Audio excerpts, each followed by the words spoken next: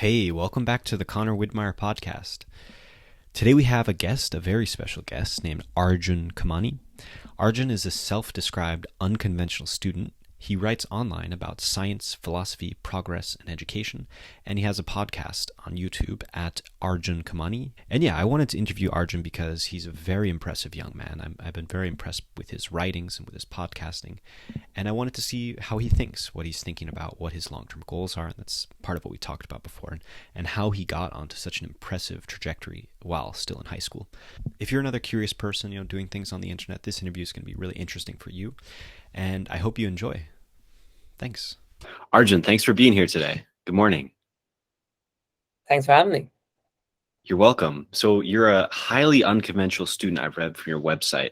What makes you unconventional?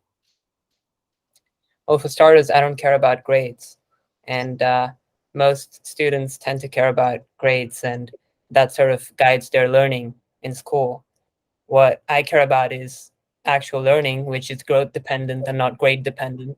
And instead of, learning from whatever whatever the curriculum is in school and whatever they ask you on a test, I let my learning just be more free flowing, though there is some structure to it. But I like Yeah. it to be out of curiosity instead of um, getting some grades at school. And that's kind of the basic reason why I'm an unconventional student. Yeah, let's double down on that for a second, because for a lot of people, grades are very stressful. You're 17, by the way, right? Still? 16. So, oh, shit, sorry. Okay, 16.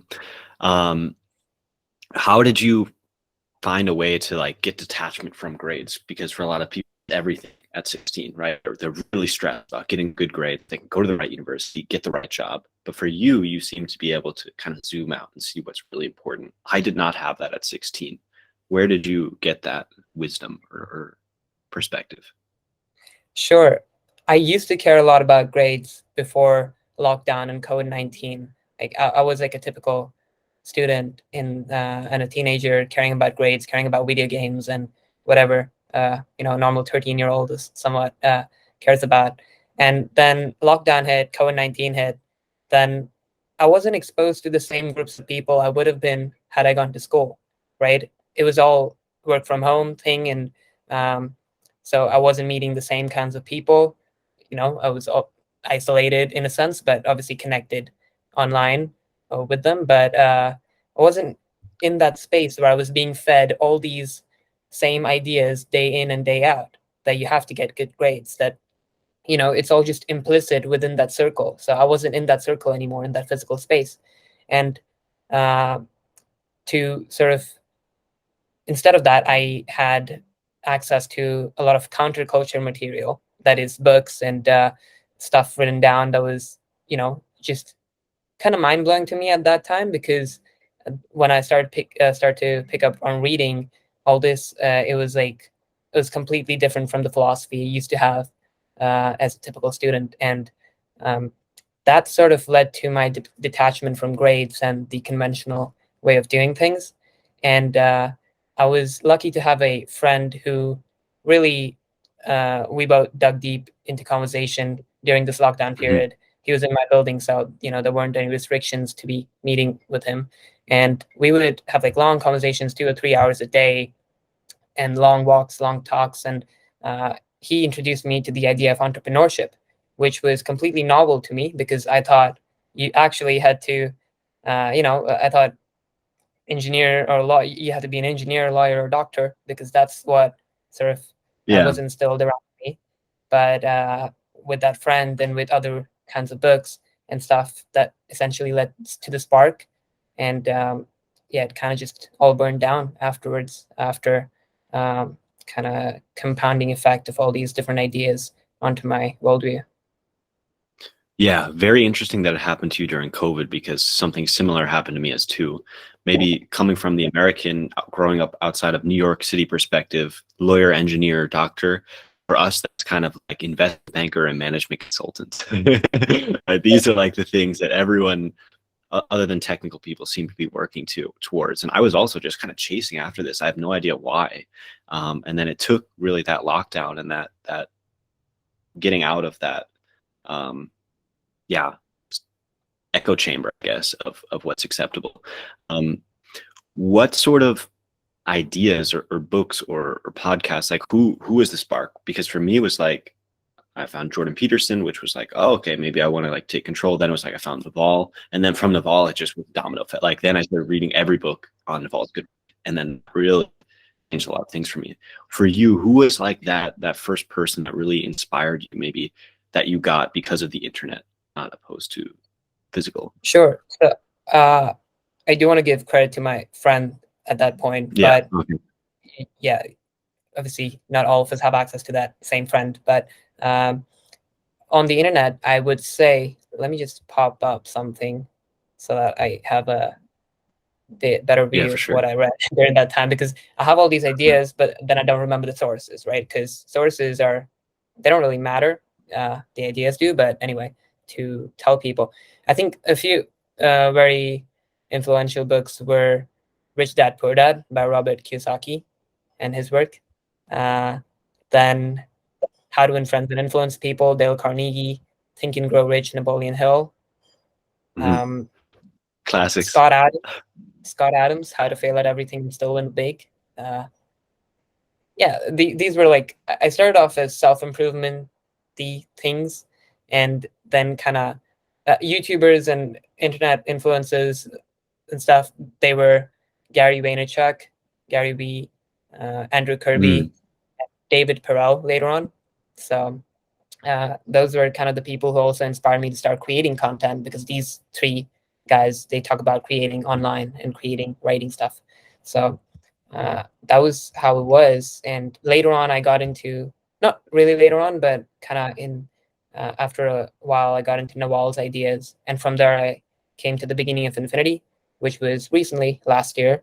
And that book totally changed my worldview again. So that was even more counterculture and even more different to what I had previously thought about the world. And I thought, like, I was different, but then I looked at these ideas, which were entirely different. And so they were awesome.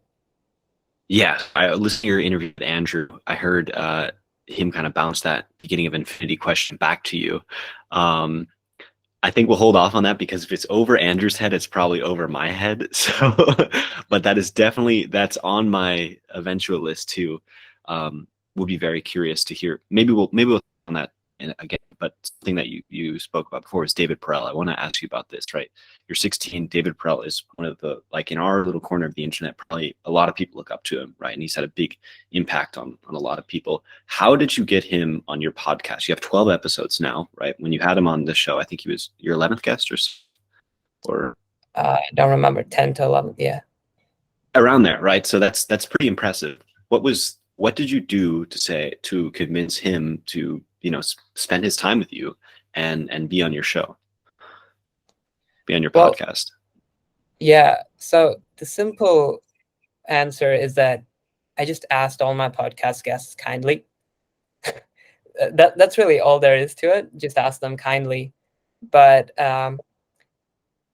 like, it's more complicated than that, because the internet is very serendipitous, and it's not that it was something something specific I said to David Perel or any of the podcast guests I had, for that matter, but it was just kind of the credibility I created for myself after having posted a ton and being connected with people, and those connections leading to kind of more connections in that network. And so just started publishing online, basically. And there's no really simple answer to this, because I started with 0 followers, right? 0 podcast guests, 0 followers, 0 nothing. And I was like, yeah, I want to kind of go there and be big one day, and sure, amass followers. But then I also found fun in the journey, and I actually wanted to be writing what I wanted to be writing, because otherwise I wouldn't have written 100 blog posts in 100 days, which was a commitment I made to myself.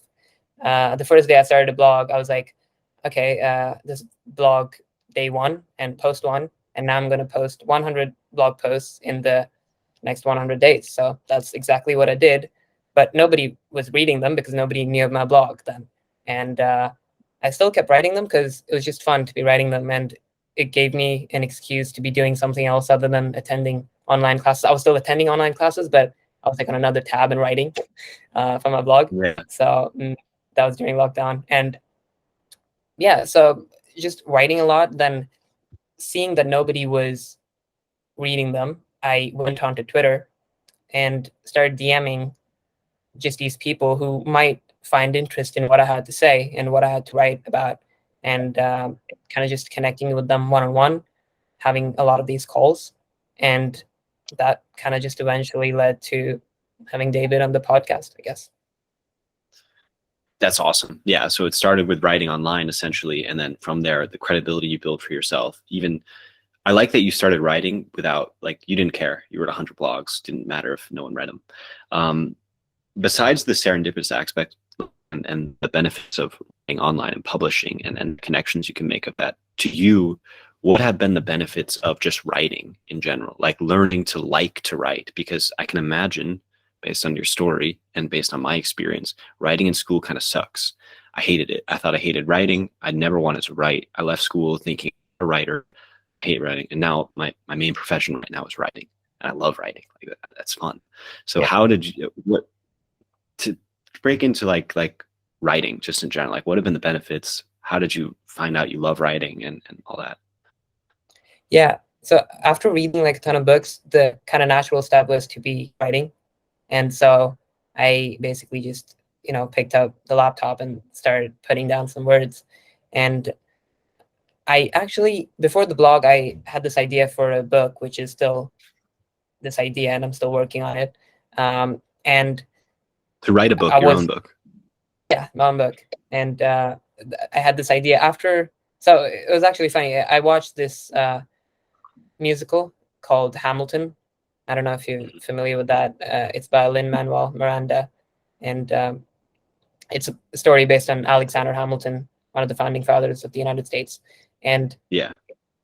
that musical was like, that kind of inspired me to actually write for some reason, because it was heavily focused on this man who essentially writes his way out of things. And so my idea was like writing my way out of the conventional path kind of way.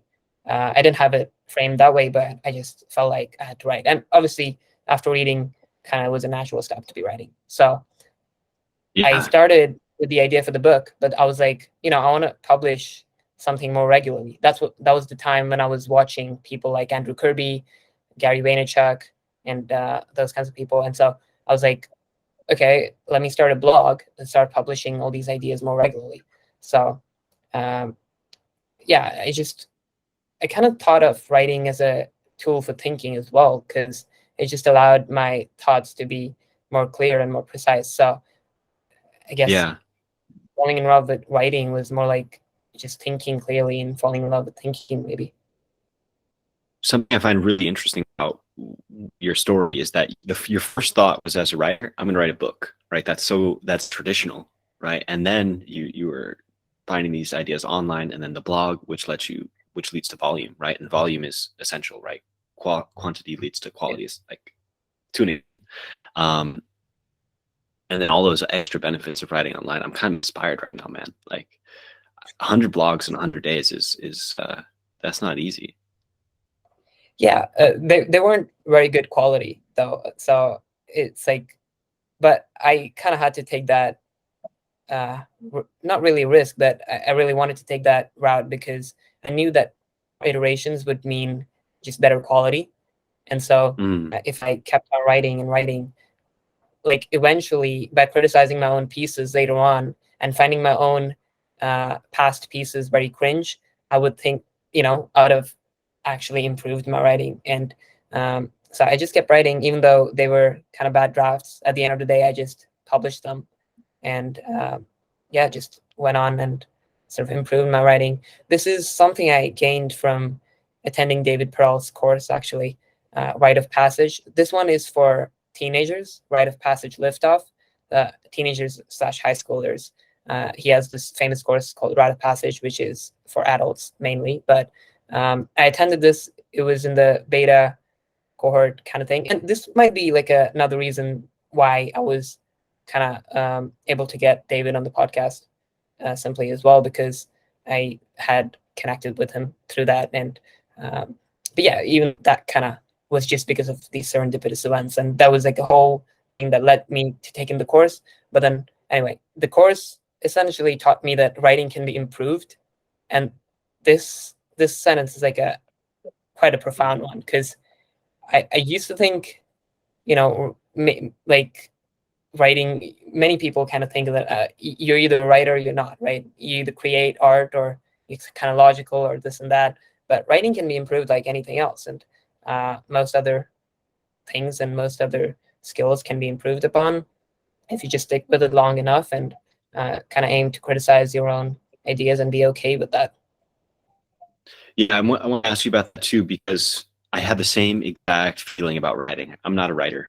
That's it, period. Not a writer, right? And then just the unlock, oh wait, it's a skill. Anyone can learn to write. And like, how do you learn to write? You read a lot like you did, and then you write, you apply it. Did you also have this sort of mental block with creativity? Because I remember also thinking, I'm not a creative person. Did you have a similar feeling, or was that because I also had this weird perception of what creativity meant, right? It meant you made paintings or whatnot. And I think people like Andrew and David Perel, they really opened my eyes to what it means to be creative, and what type of opportunities there are to express your creativity and meet cool people, monetize your talents. Yeah, did you have this sort of block with creativity in general, or not? You were like, no, I'm creative. I did not. I didn't like. I don't think I even used that term a lot. I was just like, there's something I want to do, and so I'm getting after it and doing it. Nice. But creativity is definitely much larger than just art pieces and just drawings and paintings. Like even our scientific theories are creative conjectures about the world.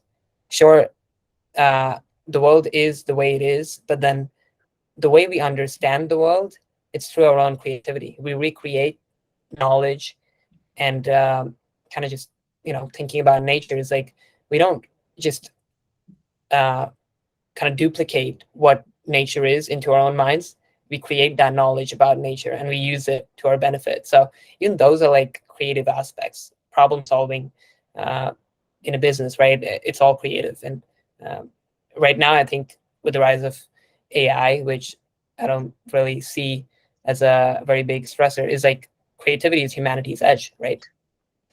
Let's just talk about that for a sec, because I also recently had the same idea. It's a tool to enhance me. Like it's not a threat. How come you don't see AI as a stressor when a lot of people, especially a lot of young people who are trying to figure out what to do with their careers, are pretty stressed, right? Like they're like, oh shit, like a lot of people are getting nihilistic about it, maybe. Why are you not at all stressed about AI? And what do you, I saw you just had a blog post why ChatGPT is not a step towards AGI. Was that the post? Yeah. Yeah, that was for like a newsletter kind of thing we were writing. But that's kind of different because AGI is creative and it's like people. AGI is a person, right? It is like a human. It can create knowledge and it can solve problems using its own creativity and go beyond the entire landscape of information that's already within its database. And artificial intelligence, a normal artificial AI, like it can't really go beyond the information it is coded to do. So like all the information it has, ChatGPT, right? It has this vast database of information, but then it can actually sort of extrapolate and interpolate all these different ideas and give you an answer, but it can't really do anything beyond what it is programmed to do. But humans and people and AGI, for that matter, they can. ChatGPT is in a step towards AGI because we don't understand how creativity works yet. And that's not something that is involved into ChatGPT. ChatGPT is just interpolating and extrapolating data. But Okay. yeah, the reason I'm not stressed about it is, sure, these artificial intelligences, they will take up jobs, but they'll also create jobs. And a lot of stuff will go automated. And I think that's good, because Right. these things that will get taken care of, we humans will be able to spend time on more creative problems and be able to solve problems that are more meaningful, more creative, and just work on something we're good at, creativity. Right. I like that a lot. I like that. It's looking at it as like, okay, it's an unlock, like, because there's a lot of work that people are doing right now that they don't necessarily enjoy. And if we can find ways to automate that or eliminate it, that's kind of a nice thing, I think, and save more time for creative endeavors. But while we're on the topic, um, I know you have found a way to monetize your writing skills as a 16-year-old, which is incredibly impressive. A lot of people would just, first of all, like, not even have the courage to think like, oh, okay, I can get paid to write. Second of all, they might not even know what copywriting is. I know I had never copywriting until I was in my 20s. Do you want to, if you're comfortable talking about it, talk about your copywriting gig? I know you've been doing some copywriting, email copywriting, right? How Yes. did you step into that, and how are you finding that, and what have you learned from this experience, maybe like freelancing as a high schooler? Sure. So it's interesting that even I didn't know about copywriting before someone approached me and was like, would you be interested in doing this? And I was like, yeah, sure. I know how to write. I don't know about copywriting, but I guess I can learn. And if you'd like to have me on the team, I'd be, happy to. And like a couple of people like this, and one I'm with right now, I work at a marketing agency startup, which is like with a very cool team of creative people, and all mostly kind of freelancers, but we're building something that's allowing our clients to scale their own online businesses. So yeah, I do email copywriting for them, but I wasn't like, so the founder there, he approached me and was like, I again, maybe through a serendipitous chance event of the internet, he approached me and was like, would you be interested in doing this? And I was like, sure, I would love to. And kind of started there and just learned along the way. And I guess what I learned is that, like specifically about copywriting, is that it's easy to think of your copy as great, but then that might not actually be something that your audience thinks is great. So you can be proud of your own copy, but then your audience might not really like it. So you want to eliminate that pride aspect This, and just focus on the customer. I think this is a super interesting point, and especially for people creating online, like, you could be playing games where there's market feedback, right? And it also kind of can lead to perverse incentives sometimes. Like, if you, like, I know from some guys who are like pretty deep in the copywriting game, they think a lot of it's bullshit because you're making up stories and finding out, okay, which angle works best, and then they might start bending the truth. You don't have to go that way.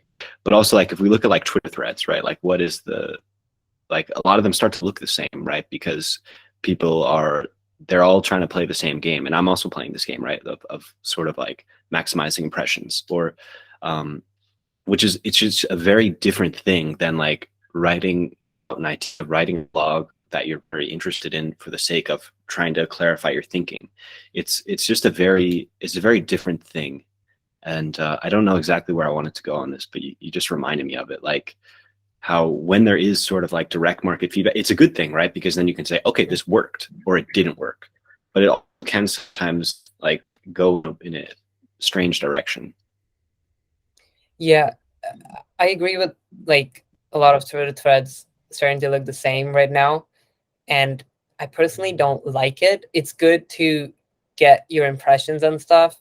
And actually like some of your Twitter threads, because they include personal storytelling and stuff. So I love them. But those that are just, framework based and kind of just this 1, 2, 3 points kind of thing, I sometimes use it, but like not really in that same kind of sense, because sure, they can maximize your impressions, but I don't really like the way of getting those impressions, because those ideas are kind of mainstream, and that's not really the problem, right? Those ideas are just well known, and there's no like real meaning in repeating them again and again. And I guess it is if you want to let your audience know, but yeah, kind of like an entire loophole there. But the idea of sort of thinking your writing through and then creating something more meaningful, that can have like you can get like audience feedback from that as well. It might not hit that big because people want to be reading these short Twitter threads or short tweets and stuff. But if you're able to find the balance between that and just catch someone's attention by sharing something very valuable. Again, it depends on what your niche is and what your audience is. But if you can find something that catches their attention and let them read your stuff, watch your stuff, then I guess you can even go into the deep things, and people might like it. And it does depend what you're optimizing for. Like what game are you playing? Are you trying to grow your audience so that you can launch something off it, or are you trying to say like, okay, like I want to connect with the smartest, most curious, creative people. I know that this one piece is going to resonate with like 5 people, but it's the exact 5 people I want to speak with. Let me find a way to get in front of them. Versus like, okay, let's just grow this thing because for the sake of it. Yeah, it does kind of start with what you're playing. Yeah. Speaking of that, man, like what are you? I know this is kind of a loaded question, so forgive me. But like, what is the infinite game for you? Like, where are you trying to go with this? If I had to guess, like, I think you want to learn like as much as possible, which is pretty similar to me. But where are you trying to do this? Where are you trying to go with everything you're doing, with the creating online, with the skill stacking, with the meeting interesting people? Like, I just know you in like 2 years, you're gonna have opportunities pouring out of your ears. Like, I can't even imagine. Like, what you want to build companies? You want to help reform education? Like, I don't even know. Just what are you thinking? Where are you heading? Or are you not thinking that far ahead? Well, right now, I feel like there's 2 problems that I want to solve, which are very interesting problems to me. And one is indeed the education problem and the way it is done, and just this coercive, compulsory nature of education. Wanting to solve that, get my hands dirty into that.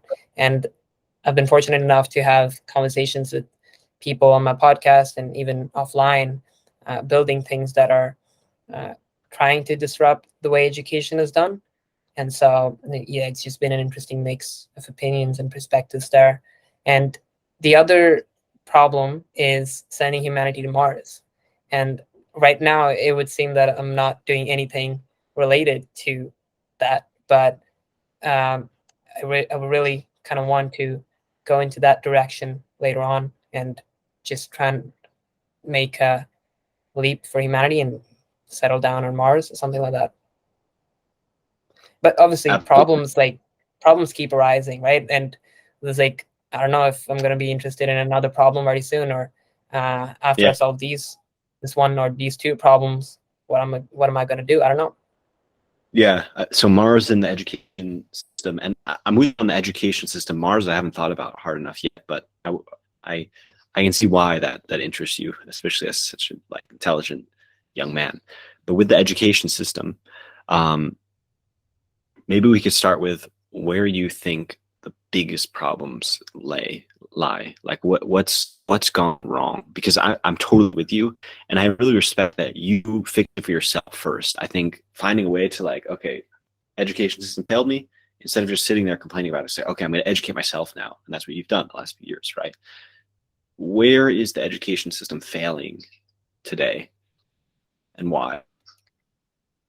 So, I think like a big problem with education is that it is coercive in nature and authoritarian in nature. You go to school and you have to do what the teacher says, and there are things that are quote unquote compulsory and stuff you have to do. And it's just if you just see the relationship between the teacher and the student, it's not a nice one, right? Like it depends from teacher to teacher, but the majority of teachers, they just spit out the information that the students have to learn and throw out on the test. And that's kind of just the relationship teachers and students have. And you're supposed to ask the teacher to go to the washroom. I don't know how it is in different schools, but at least it is here. And there's just like a ton of stuff that you have to do, which is very coercive in nature and authoritarian. So that's like the problem, because it doesn't allow students to question things that are done in school, it's very criticism and creativity inhibiting as well. And we kind of hinted at this, like creativity and criticism, this is how we create knowledge, right? This is how we make new theories and explain the world better. But if you have this top down view of the world that you can't criticize, and in school, like you just have to go with it, and everyone is kind of indoctrinated, so to speak, with just this general idea that you have to get good grades, get into a good college or whatnot, then it just contaminates the view of learning, and it really doesn't mean much to be learning in school. And yeah, I think that's kind of my rough thoughts right now. So it starts with the fact that it's coercive, and the teacher relationship is kind of authoritative and really top down. And I could see that because, well, of course, I also had to ask to go to the washroom, which is just very funny reality that just a couple years ago, that's what we were doing. Are you still going to school, by the way? Or are you at home I now? do, yeah. It's Oh my unfortunate, God. but I'm trying to find my way behind that. I'm trying to find my way around that. Yeah. Yeah. We spoke about this before, but that's the whole nother thing, like parents, because most parents, like, they want the best for you, right? You're very lucky if your parents want the best for you. And for most parents, like their thought is, okay, school is the best because then you can go this path, become a doctor, lawyer, engineer, whatever. How have you gone about approaching this to your parents? Be like, hey, look what I'm doing. Like, it's resonating already. I'm only 16. Like, look at what's happening.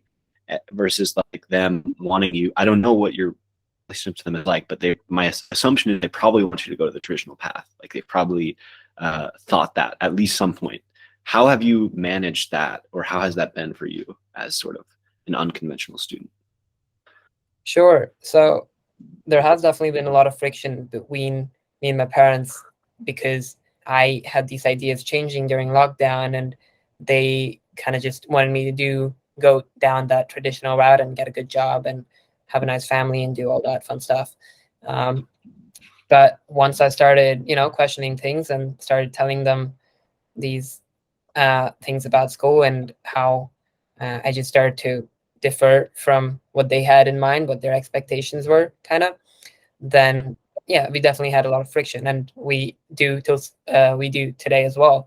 But their ideas also evolved after a while when they, saw that this is something that, he's actually doing. He's now earning some money, which is pretty impressive, and that kind of just opened their mind a bit, which was like, um, yeah, like maybe this is an option, but then they still want me to complete high school. So I kind of approached them with, okay, after high school, I'm going to take a gap year and not go to college, right?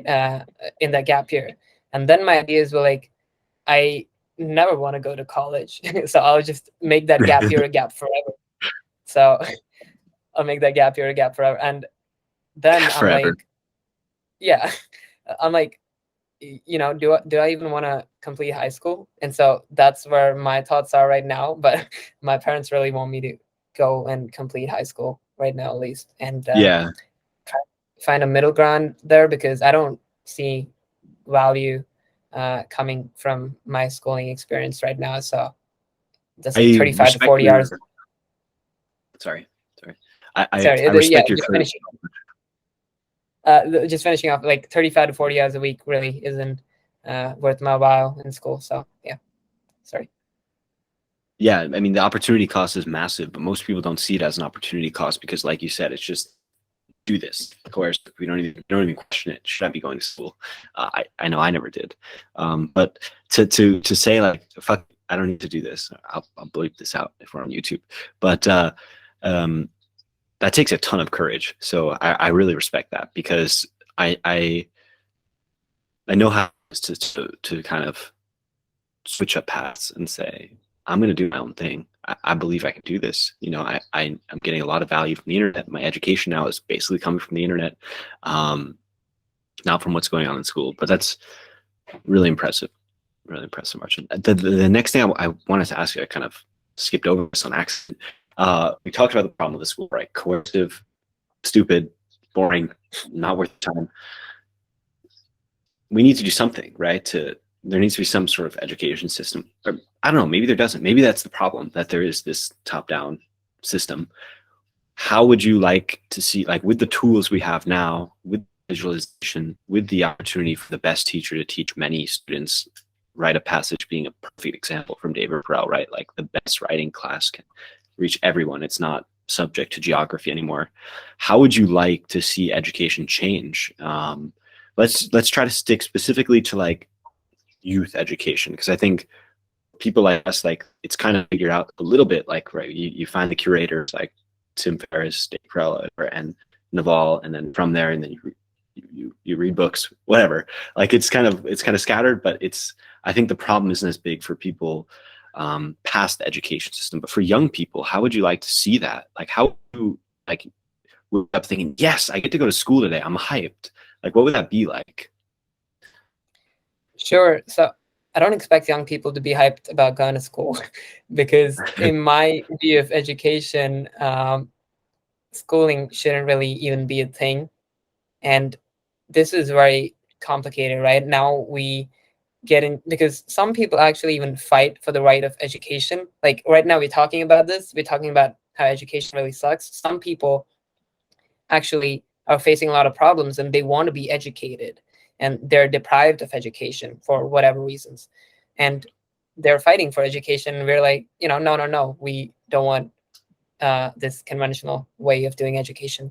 And I guess right now, so like for the individual per se, they can get everything online, right? The same material that they have in school, they can get it online, probably taught by a better teacher. And you can learn from ChatGPT as well. Like literally, you can learn a lot from ChatGPT.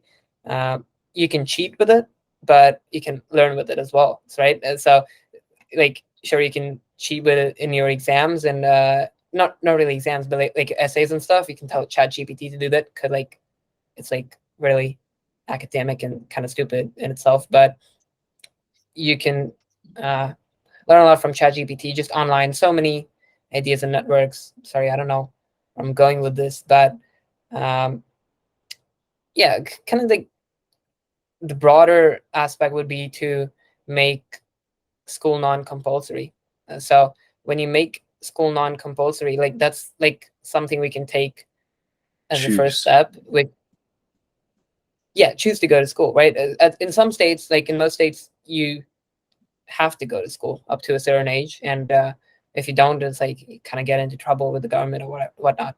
But make school non-compulsory, give people an option to go to school, right? And because culture is so imbibed with this idea that learning happens in school, they aren't really seeing the value of education on the internet. And if you can see it instead of scrolling through, whatever TikTok videos that really aren't relevant to what you want to build and what you want to do meaningfully, then you can kind of just understand the power of learning online, and it kind of just obviates the reasons at school. Like some people, like for technical stuff like medical school and still stuff, like right now we still need that because we need that credentials for doctors and engineers, like for people, because you wouldn't want your surgeon to be not have a credential. Like you want your surgeon to have gone through all that training and stuff, and that requires a credential right now at least. But in the future, nanotechnology could replace doctors, right? And that sounds like a bold claim, but we could see that happen, and that's like something that could get automated as well. But that's kind of way into the future right now. But Yeah. About credentials, one really interesting idea I heard from Rory Sutherland, who's I think vice chairman at Ogilvy, the marketing firm, was like you can almost look at these degrees as trust placebos, right? If Arjun goes to med school, it costs him 200 grand and 8 years of his life, he's not gonna easily throw away that credential by cutting corners or something. It like embeds trust. And to me, that was a big like, oh, that's an interesting way of looking at it. I don't think it was intentional, but for now, I do think that is a benefit of this credentialing. But I think when you say like make school non-compulsory, the fear that a lot of people are going to have of that, the immediate concern, right, is okay, well then what will the kids do, right? They'll go home, they'll pop, they'll play video games, and then society will crumble. So my question to you is, how can we inspire more young people to want to learn, to want to write, to out of their own volition think writing is cool, let me write online, let me read these books because I think you started with self-help books, right? So did I. I think a lot of people start there. What would you say to that, a way to inspire learning or curiosity, again, which has been stamped out? Well, I guess kids are like naturally curious. Maybe school is something that snatches away that curiosity and that kind of willingness to want to learn, to read, to write, and to do all these things. And Noel has this famous quote, right? Read what you love until you love to read. And that also explains why a lot of people don't like to read, because they're forced into reading all these big textbooks in school. And then later on, they're like, they read all the books that they kind of just were forced into reading, and they really didn't like that much. They were incentivized to read it because they had to write a test about it. And yeah, that explains why perhaps they aren't really big on reading later on in life. And if you can just let children, our kids, go and kind of discover their natural interests, their curiosities, then yeah, they can really kind of just would want to learn more themselves. And if they aren't inhibited by these certain not really policies, but like just these ways of doing things, then I guess that really inhibits the growth of knowledge for themselves and for society at large as well. That's perfect. I like that a lot. And I didn't really put two and two together on that, with read what you love until you love to read, and then just like letting kids follow their curiosity. I think that's huge. And I think that might explain why a lot of people who have gone down a similar path to you, they start with self-development or self-help books, because that's they okay, well, I noticed I can get better, let me get better. And that is like where your curiosity kind of starts. I want to be respectful of your time. I know we're coming in at 45 minutes. Maybe like the last thing that we could attack, last angle, would be if you were to give like a piece of advice to another person who's where you were kind of in the middle of COVID. You started having those 2 to 3 hour talks with your friend in your building. You're starting to explore ideas. You're starting to realize, hey, there might be something here. I want to go down this kind of indie pathless path, not lawyer. Where would you say, and like they want to start publishing as they're kind of afraid of it. How would you say, like, to help them get over that consumer to creator hump? What helped you make that transformation? I suppose just do it would be my answer. Like, just don't care and just go ahead and publish it. Start something today. Go ahead and do it if that's what you want. You have all these fears and stuff, but you're only going to get better if you start publishing. If you never publish, you're not going to get better. And, if you don't iterate and don't criticize your ideas, don't let others criticize your ideas. Again, they're not criticizing you. They might be criticizing you, but that's like kind of dumb on their part. But if they're criticizing your ideas, and you should always let them criticize your ideas, then you're building, you're improving. And so let that happen. Keep questioning things. And yeah, I'm not really a fan of giving specific advice, because I think that really messes up the way sort of relationships work as well, because you kind of not really force it, but when you tell someone something and then it doesn't work out, they come back to you and they're like, you told me and I did exactly what you said, but maybe that wasn't our intention, of course. But advice is like kind of funny things. So just question everything, question this advice as well, and just do it. And if they do make that transformation, what sort of benefits might they see on the other side of becoming an online creator? I know it's such a yeah, I hate that term.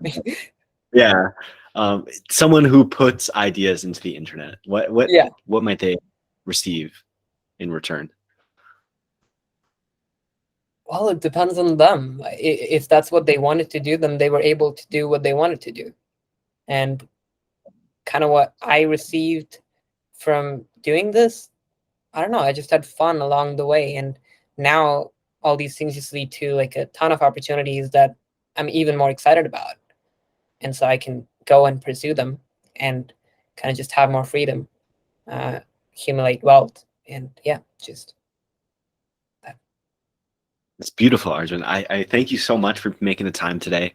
Is there anything you'd like to close with, or you think we hit everything? I think we hit everything. It was great All chatting, right. and really was a pleasure to be on as your first guest. Yeah, I'm grateful for having you. All right. Thank you.